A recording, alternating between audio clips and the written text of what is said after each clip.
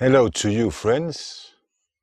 This is Dhamma on Air number 20, recorded on the 22nd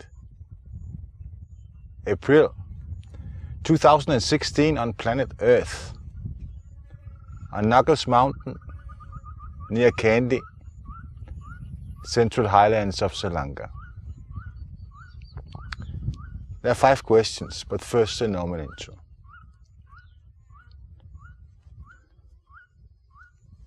Namo Tasso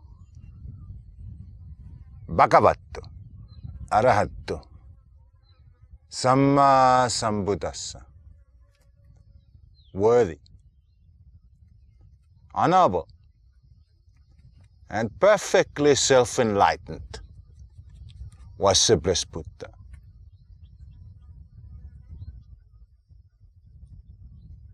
Er værdig, fuldstændig komplet og perfekt selvoplyst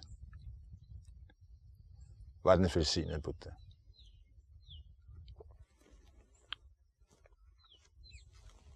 The first question goes like this. Why are individuals born with different levels of passions, of different levels or degrees of pride, anger, greed and lust? Yes, this is actually a karmic trace or remain or tendency in their past that determines which, over very, very long periods of time, they say universal cycles, that you are either born with a preponderance of ignorance. Beings are born with the main defilement of is ignorance.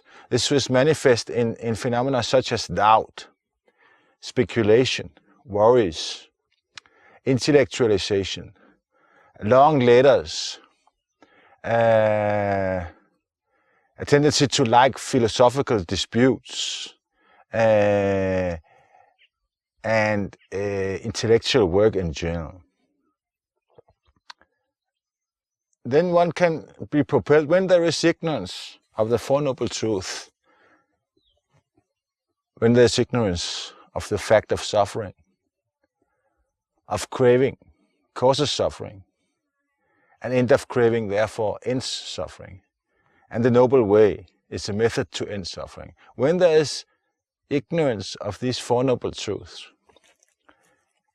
then of course one starts to like something and dislike other things. Right there, greed arises and hate arises.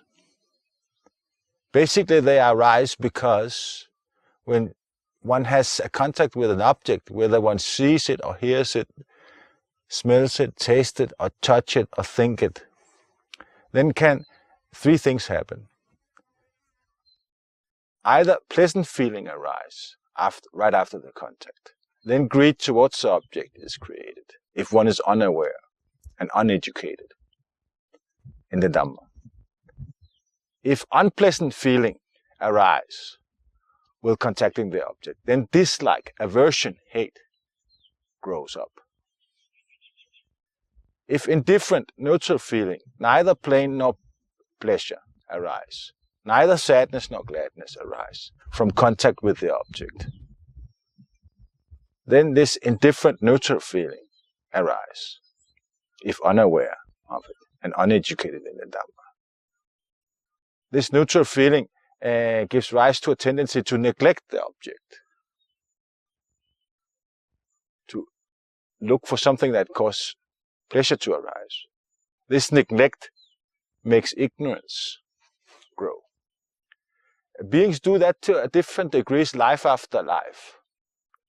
And therefore they accumulate either one of these 3 tendencies. Everyone have some greed, some ignorance, and some hate in them.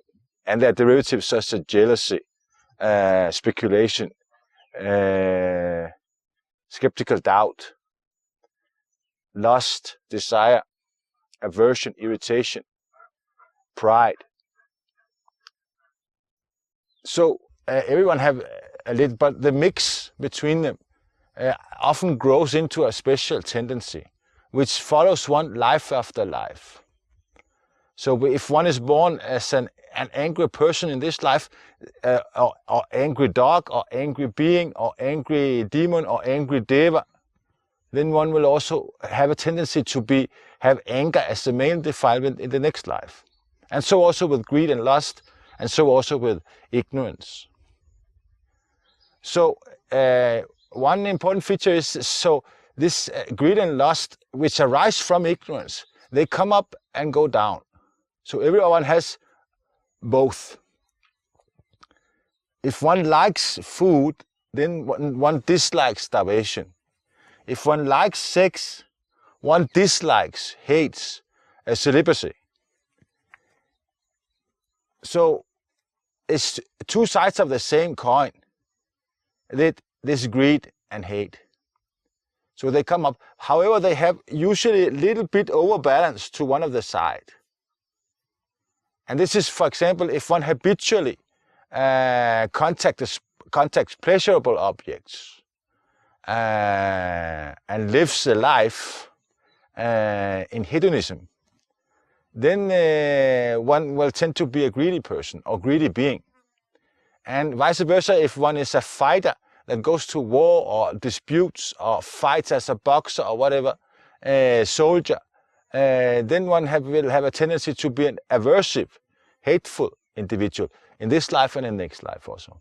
Same thing with the person who is have skeptical doubt and is an intellectual or maybe even a scientist that kind of like conceptualizes and grinds around about all kinds of questions, both those that can be solved, and importantly also those questions that cannot be solved, which is of course very frustrating to work on if one doesn't see in advance that they cannot be solved. They will have a tendency to be reborn again as one who is driven by doubt, by ignorance, by speculation, conceptual proliferation, papancha. Basically, that's the way we come to it. This leads to question 2. Why does one realize early or late in life the adverse effects of these passions? Yeah, this depends upon what you have done in the past life. Let's say, let's take this case of a soldier. If the soldier starts killing, or someone who kills animals, a slaughter, for example, starts killing early in the past life, over a many period, but still is reborn as a human because of doing good also, then the disease, the killing disease that will follow, or the lethal accident that will follow as a karmic result of this early killing, this will come early in life, in the next life. So the life length is significantly shortened. Or vice versa, if the killer is starting killing late in life as an old person, very unusual, then they also will be hit by this disease in the next life as a fairly old. With adultery, if one is having sex with illegitimate partners and is betraying one's own partner early in life, then one will convert to homosexuality early in the next life, is if having good karma enough to be reborn as a human being. If this adultery comes late in life, one is faithful to one's spouse and to other spouses as well, all one's life except late in life. One is tempted late in life when has maybe economical situation which is attractive to young partners, then one will convert to homosexuality late in the next life. I also seen one case of the other conversion, one person, a male who was homosexual in his early life and then converted to heterosexuality late in his life and got a wife and a child. And this will then correspond to a situation where he has been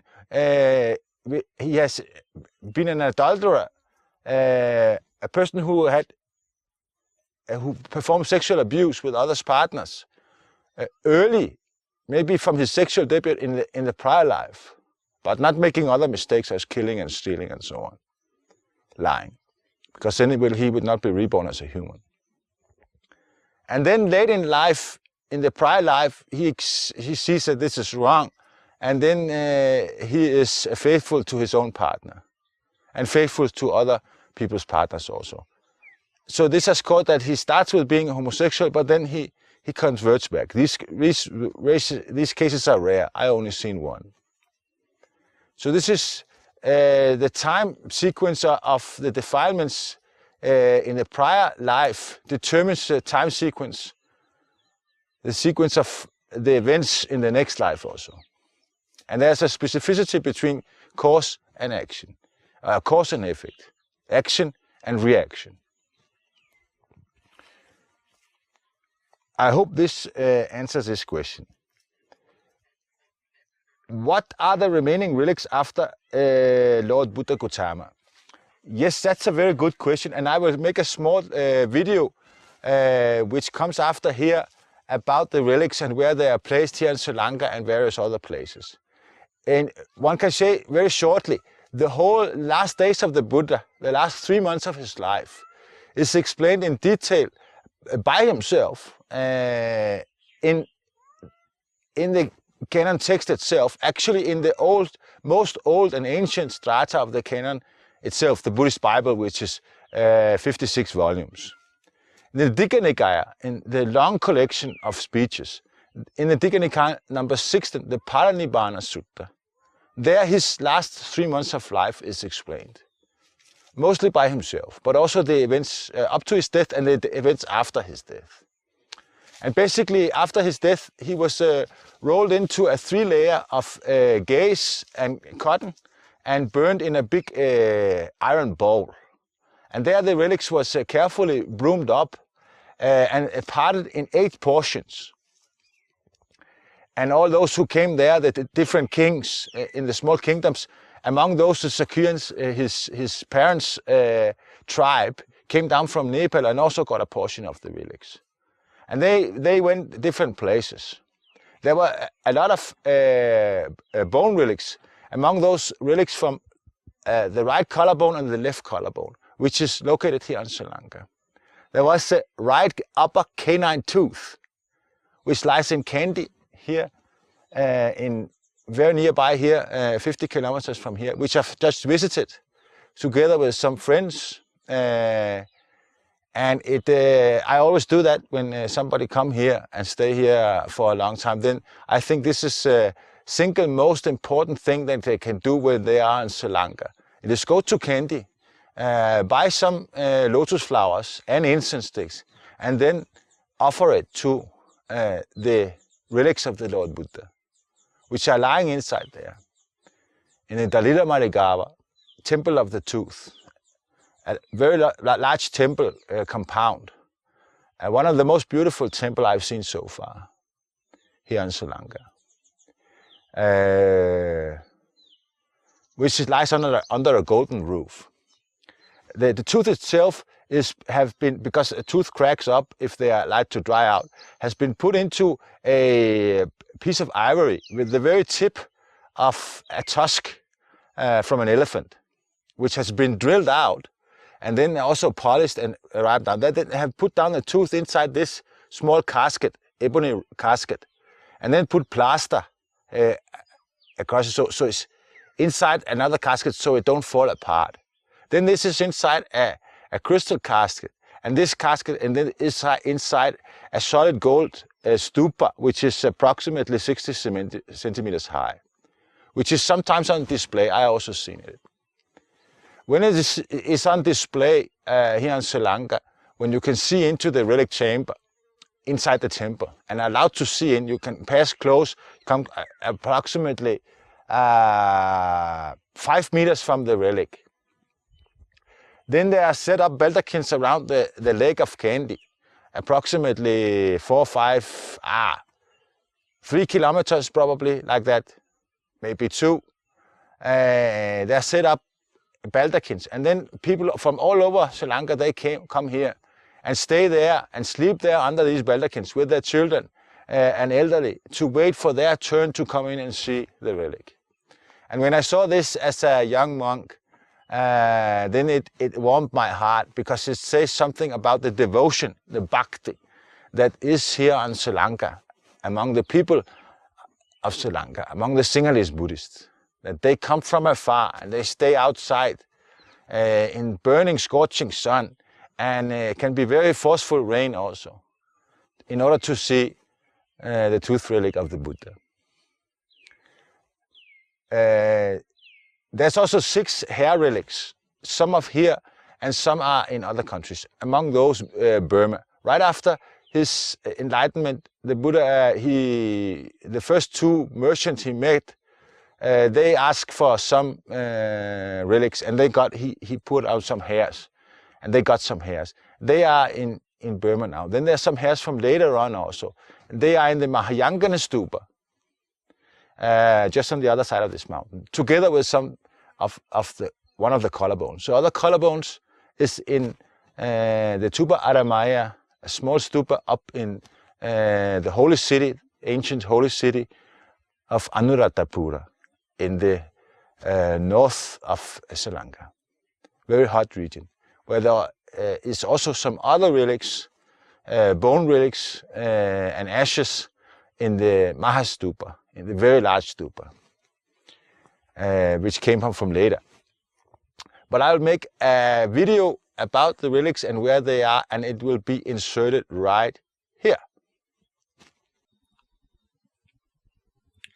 Yes, regarding the relics, I just like to read up from the Digha Nikaya, the 16th Sutta of the long discourses of the Buddha, the Digha Nikaya, where the last days of the Buddha is explained. There's 2 incomplete translations also on the internet. I give the links to all these resources. This is from the Tipitaka, from the most ancient, most original, most authentic strata of the Buddhist Bible, the Tipitaka, namely the Digha Nikaya, the long discourses of the Buddha. Number 16 of those, the Maha-parinibbana Sutta, which explains the last 3 months' life of the Buddha and his own story about it. So here Ananda, which is a nephew, he asked the Buddha what to do with the body after the Buddha has died. He asked him what to do before he dies, on the very day of his death. Lord, what should we do with the Tathagata's remains? The Buddha answered then, do not worry yourself about the funeral arrangement, Ananda.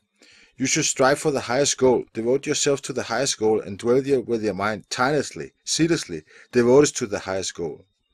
There are wise Khatiyas, Brahmin, and householder who are devoted to the Tathagata. They will take care of the funeral. But Lord, says Ananda, what are we to do with the Tathagata's remains? Ananda, they should be dealt with like the remains of a wheel-turning monarch. And how is that, Lord? Ananda, the remains of the wheel-turning monarch are wrapped in a new linen cloth. They are then this day wrapped in teased cotton wool, and this in a new cloth. Having done this 500 times each, they enclose the king's body in an oil vat of iron, which is covered with another iron pot. Then, having made a funeral pyre of all manner of perfumes, they cremate the wheel-turning king's body, and they raise a stupa at the crossroad. That, Ananda, is how they do with the remains of a wheel-turning monarch. And they should deal with the Tathagata's bodies, the Buddha's body, in the same way. A stupa should be erected at the crossroad for the Tathagata, and whoever lays wreath of, puts sweet perfumes and colors flowers there with a devout heart will reap benefit and happiness for a long, long time. So there he says, whoever worship the relics after him, they will reap benefit, advantage, and happiness for a long, long time. And that's why we are worshipping the relics today. The Maha-parinibbana Sutta is approximately 50 pages, of which I read up only, of course, a very short summary. after he had passed away, before he was alive, now he has passed away, and then they start to argue, all these people who are around. He passed away in Kusinara, in a small village, and there were several states, and all 8 people from 8 different states, among those his parents' clan, the Kasians, they also met there, and they start to argue about who should have the relics, the remains, the ashes. On hearing this, the mothers of Kusinara addressed the crowd, saying, "The Lord passed away in our area. We will not give away any share of the Lord's remains." At this, the Brahmin Dona addressed the crowd in this verse: "Listen, lords, to my proposal. Forbearance is the Buddha's teaching. It is not right that strife and conflict should come from sharing out the best of men's remains, of his relics. Let us all be joined in harmony and peace, in friendship sharing out portions. 8. Let stupas far and wide be put up, that all may see and gain in faith these stupas." "Well then," said the others, "Brahmin, you divide up the remains of the Lord in the best and fairest way." "Very good, friends," said Dona, and he made a good and fair division into 8 portions, and then said to the assembly, "Gentlemen, please give me the urn, and I will raise a great stupa for the urn." So they gave Dona, the Brahmin, the urn. Now the Mauriyas of Paperback heard the Lord's passing, and they sent the message: "The Lord was a Katiya, and we are Katiyas. We are worthy to receive a portion of the Lord's remains, and we will make a great stupa for them." "There's not a portion of the Lord's remains left. They have all been divided up, so you must take the embers, the ashes from the wood that was burnt." And so they took the embers. The king Ajatasattu of Magadha built a great stupa for the Lord's relics in Gaja. The Lekavis of Vesali built one in Vesali. The Sakyans of Kapilavattu built one in Kapilavattu. The Bulayas of Alakappa built one in Alakappa. The Kuliyas of Ramagama built one in Ramagama. The Brahmin of Vitadiba built one in Vitadiba. The Malas of Pava built one in Pava. And the Malas of Kusinara built a great stupa for the Lord's relics in Kusinara. The Brahmin Dona built a great stupa for the urn, and the Mauriyas of Paperback built a great stupa for the embers at Paperback. Thus 8 stupas were built for the relics, and 9 for the earth, and a 10th for the embers. That is how it was in the old days. 8 portions of the relics were there of him, the all-seeing one. Of these 7 remained in Jambudvipa, India, with honor. The 8th in Ramagama, kept by the Nagas kings. They later went on here to Sri Lanka. 1 tooth were kept by the 33 gods. 1 tooth. The 2nd tooth, the Kalingas have gone. This is the tooth that is here. The 3rd tooth is kept still by the Nagas. They set their glory over the fruitful earth. Thus the seers honored by the honored. God, Naga's king, the noblest of men, clasped their hand in homage. For hard it is to find another for countless of universal cycles, for countless of eon, for countless of kalpas. So this is how the relics are. So there's 8 portions, 2 relic bones, some bone splinters, some hair from his life on earth, not after he was born, and 3 teeth. One of them is here, the one who went to Kalinga. There's a whole book about it called the Dattavamsa.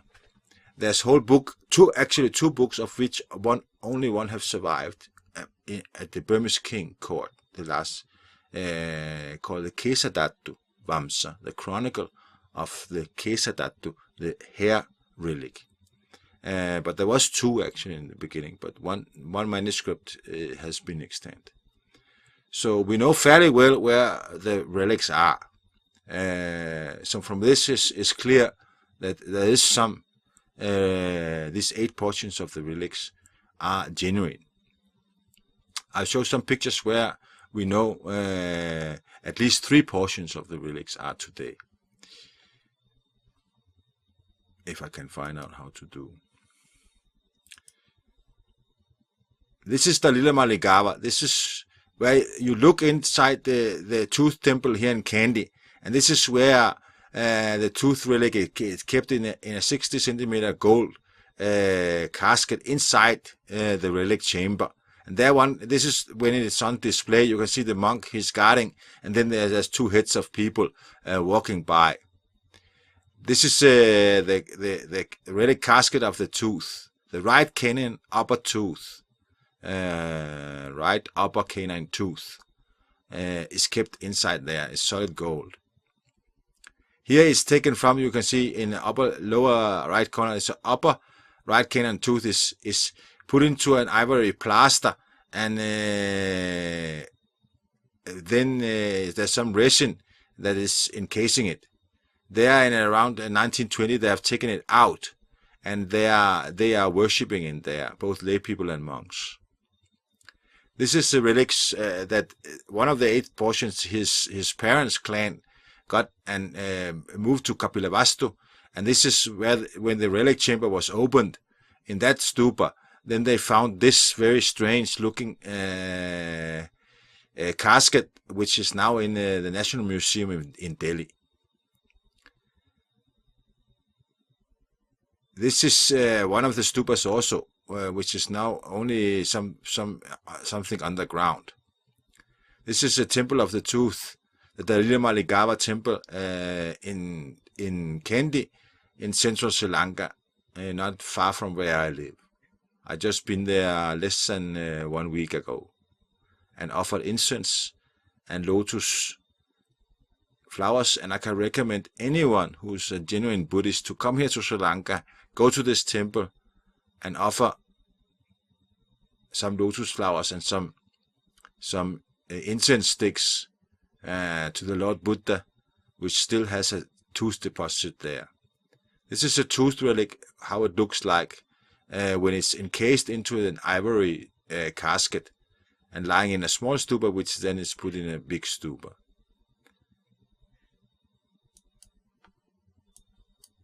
This is the relic chambers, or the relic caskets that were inside the stupas from his parents' clan, the Sakyans in Nepal, which are now here photographed inside the National Museum of India in New Delhi. They also look like this. Very strange, with strange letters upon them. And inside there was the relics they got.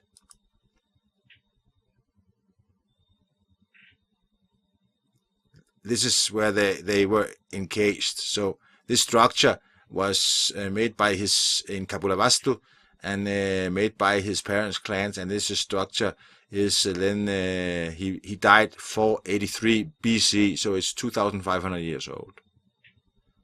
This is Mahayangana Stupa here in central Sri Lanka, where the right collarbone and some hairs are enshrined inside the relic chamber, which never have been opened. It's also the Mahayangana Stupa. I actually live in my hut above this area, behind in these mountains, which you see there. So I live behind the mountains, behind this stupa, which is fairly large also. Very beautiful stupa with this high form. This Tuparama up in Anuradhapura, northern Sri Lanka, where the left collarbone is preserved. This is a new stupa which was built about the old stupa, which was built around 2nd century BC. And you see there are pillars that formed a roof above it, a wooden roof above the stupa in the old days. This is Tuparama as it was in around the start of the century. This is the Mahastupa, Ruvanutseli, which is where also some relics, some bone and also hairs is kept, which they got from the Nagas. This is a Mahastupa, which is fairly large on a busy day with many visitors. Here also the Mahastupa with not so many visitors. Here it's at night, full moon night. And here you see it from a helicopter with probably around 10,000, 20,000 people around, and also some monks down in the right corner. Here also some monks around the Mahastupa at full moon night. And here the Mahastupa again.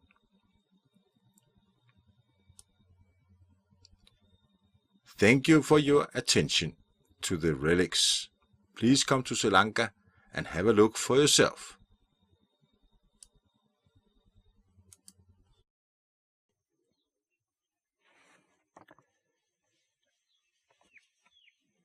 Question number 4. What is Bhante's idea about dreams according to Buddhism? Yes, the Buddha didn't speak much about dreams. There is some stories which are very nice, I think, where dreams had some significance. Queen Mahamaya, the mother of the Buddha, when the day she conceived the Buddha, she dreamt that a white elephant entered her right side. That she was lying in a cave and a big white elephant entered the right side. The Buddha, he dreamt the day on the night before his enlightenment. He dreamt 5 dreams. That from 4 sides, birds of 4 different colors will come flying towards him, signifying that he will get 4 collections of disciples, namely monks, nuns, upasikas and upasakas, male lay followers and male female followers. He dreamt that he was sleeping in India like a giant with his head on the Himalayas and with one arm and one leg in the Indian Ocean on each side of India. Signifying that he will be a kind of like prophet or spiritual person that was dominating the entire India. He dreamt that a small creeper grow out his navel and all the way up to the sky, signifying that he would set forth the method to attain deathlessness, the way to the sky. And when he realized his dreams, then he said to himself, surely, today I will enlighten, I will awaken, I will attain Sammasambodhi, completely, unsurpassable, perfect and complete enlightenment. Surely I will. So it just shows that there's some signs that some dreams can have significance. This is not a carte blanche in Buddhism that dream interpretation is a method, because usually dreams does not have a significance, or not very much significance. And one usually become very confused. Actually, Buddha specifically said that if a monk lives by interpretation of other people's dreams, then he has a wrong livelihood.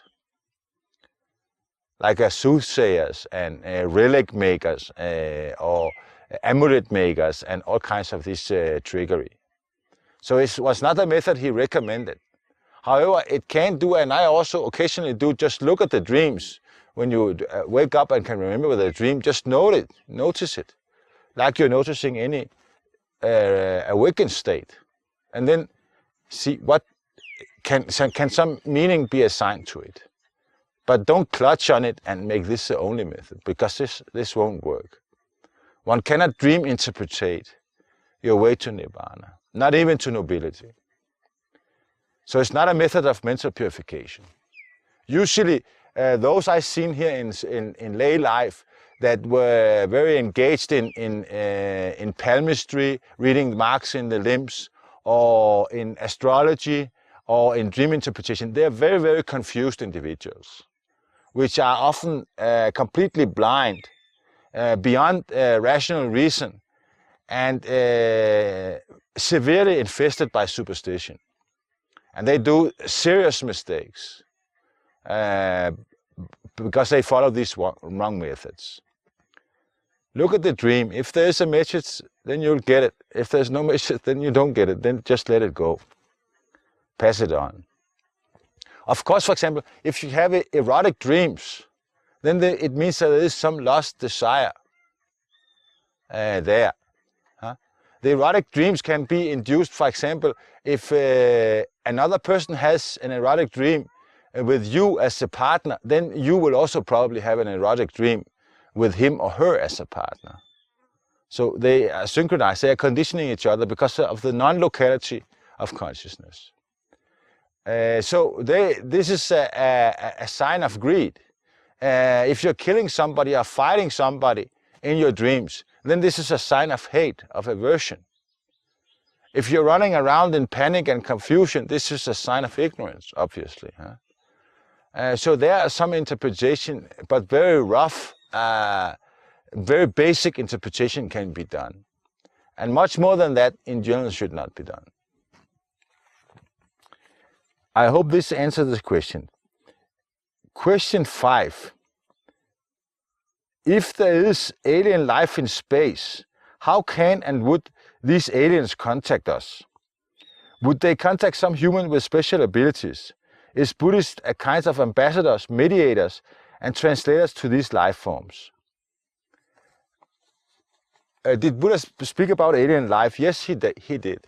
He was asked specifically if there were other human civilizations out in space, and then he answered there were innumerable, an infinite amount of other world systems, where there was one Buddha and a number of devas, divine levels, all these 31 levels of existence, you can say, deposited around this world system, Chakavala, which means world wheel. I personally, nobody knows what world wheel or world system means, actually. From our point of view, if we translate it, is it a solar system? Because the planet goes around the sun in a kind of a disk. So this is one option. However, it could also be, this means that there's one Buddha on each solar system, and one set of 31 levels of existence in each solar, connected with this solar system. Another option was that this world wheel is a galaxy, because galaxy can also be disk-like. They can also be diffuse, but most of them are actually disk-like because they rotate very slowly with some arms around the center, which is very heavy, usually containing a black hole with an enormous mass. So this was the other option.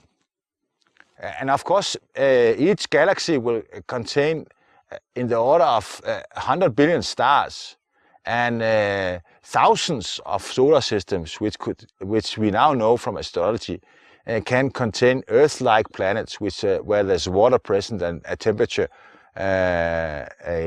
conducive to life forms. So there are many aliens out there, and they have probably also been here.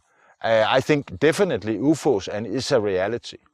The Area 52, which BBC have made a very nice video about, illustrates this, and some have fallen down here. There was probably a kind of like a space accident, traffic accident, and something was found there, a spaceship, and the gentleman who found it, it was out in Area 52 in White Sands, far out in the desert, where Werner von Braun, a rocket scientist from the Nazi Germany, he was experimenting with 3 rockets. And at the same time, atomic bombs were made regularly.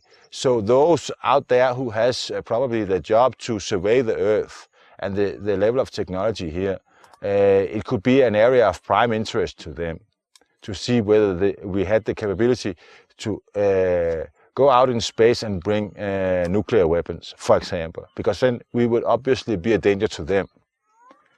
And there are a small spaceship, not very more than higher than this, and 6 meters long, fell down after something was seen on the radar. And they went out there and found as this spaceship, which was almost completely preserved, and also some aliens, very small, around 1 meter and 10, walking around there. The 4 of them were dead. One was injured, sitting inside the spaceship with the open door, and one was walking around outside.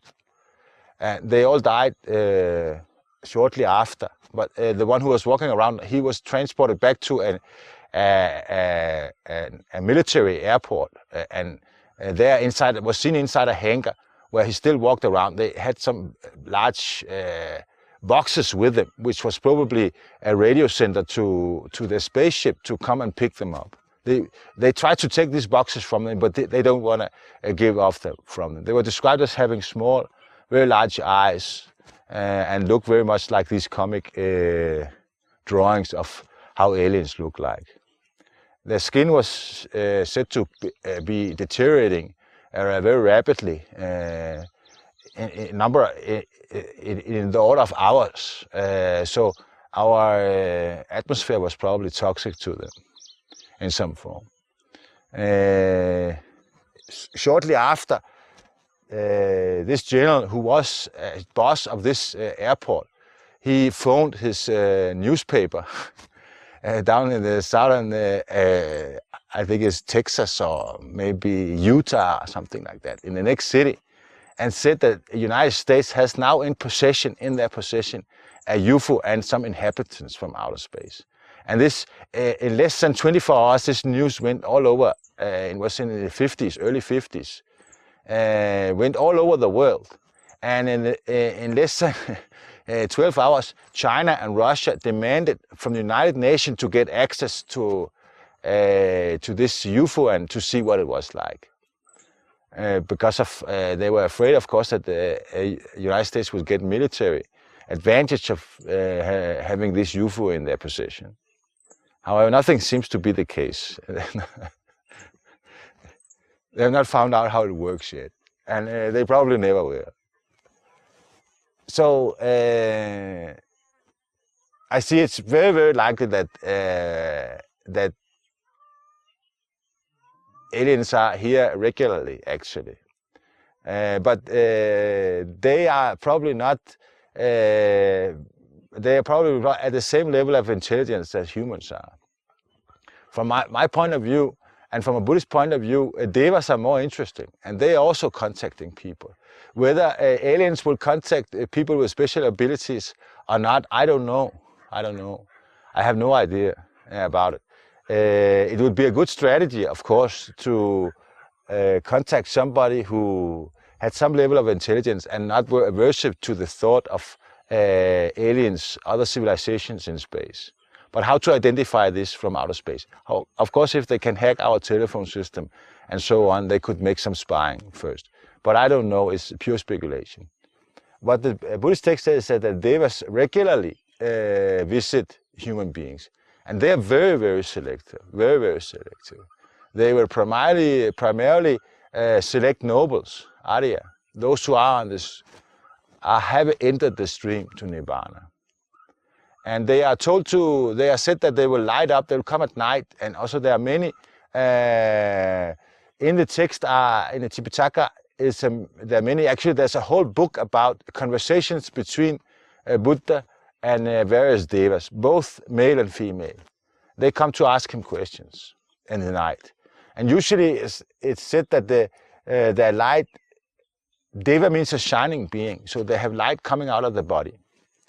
That light can be of various sizes, for example, lighting up a whole forest or a whole village. There's nothing mystical about it because light is also coming out of our body. Light is actually coming out of all things, all kinds of matter that has a temperature. It's called black body radiation. It is infrared light outside of the visible spectrum, but nevertheless it is light. There's also coming light out of our body because it has a fairly high temperature, 37 degrees. In Kelvin it's much higher. So it's far above the absolute zero of temperature, and therefore there's a significant amount of light coming out. There's also a lot of light coming out of the brain, and this one can measure, but has not done much work yet. If one has a very large aperture and very sensitive light measuring apparatus, then one can measure the light coming out of the brain. And this is some area of research that should be follow up more on, because it probably will give a hint about the frequency of this light will give a hint about what consciousness is. So that is to say, not only look at the electrical signals inside, signified by single neuron measurement, which has to be done with electrodes, nor multiple neuron measurement, which is what we call EEG.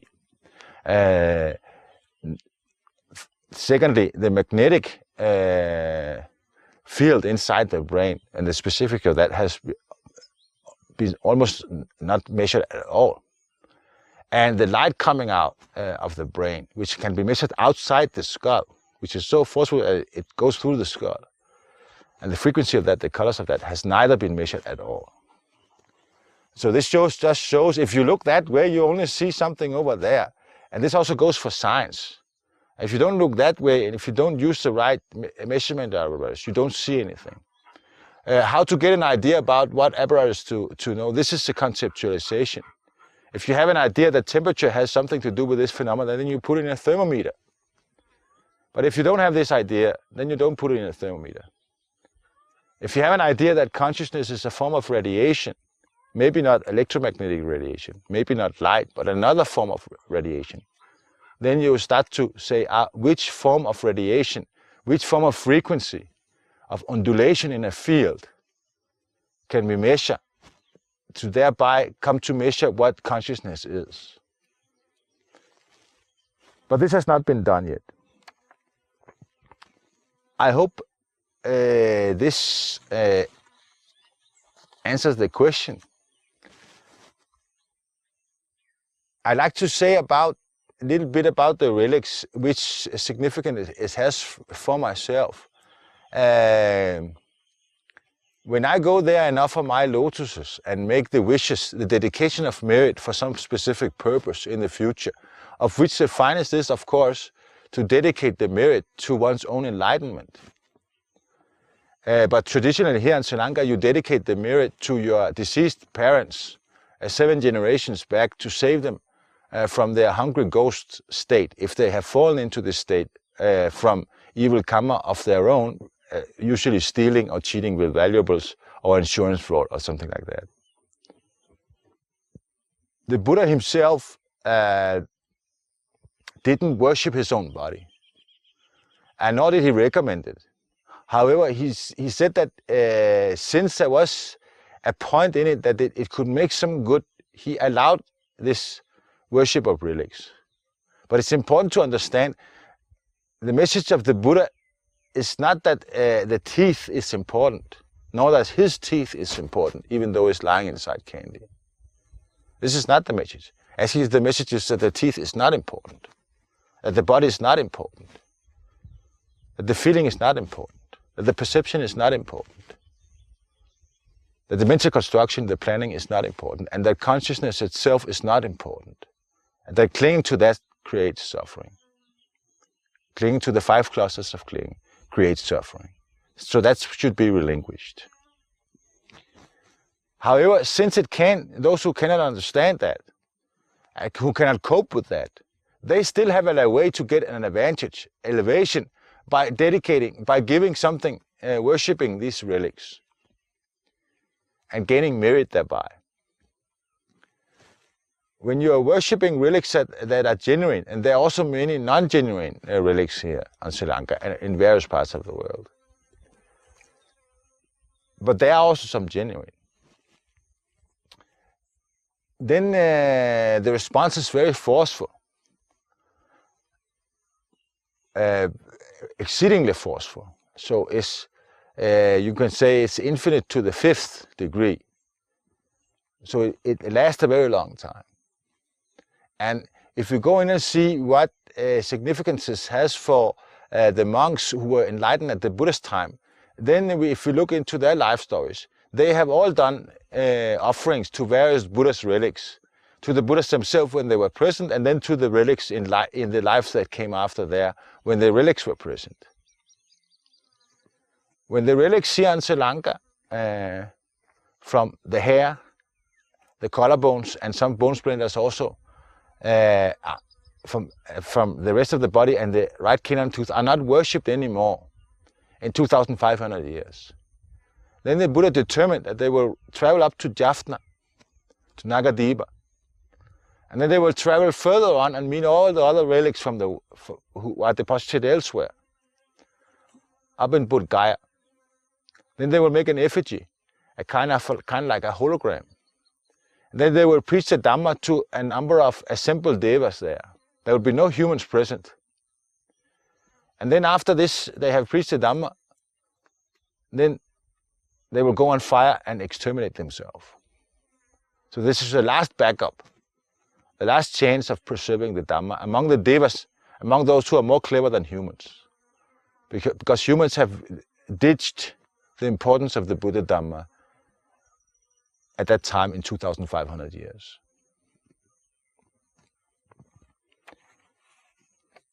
Let's hope that this Dhamma speech in itself will delay that ditching of the Dhamma, of the opportunity of human beings to gain elevation, as far as possible. May many, if not all beings, become thus happy, calm, and content thereby. Namo Tasso Bhagavato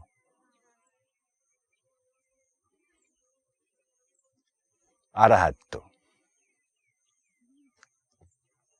Samma Sambuddhassa. Worthy, honorable, and perfectly self-enlightened is the blessed Buddha. Remember to click subscribe here. 1, 2, remember to share this video and the emails and the website and whatever you can of true Dhamma with those in your family, among your relatives, friends and colleagues who you think are worth listening to. Thank you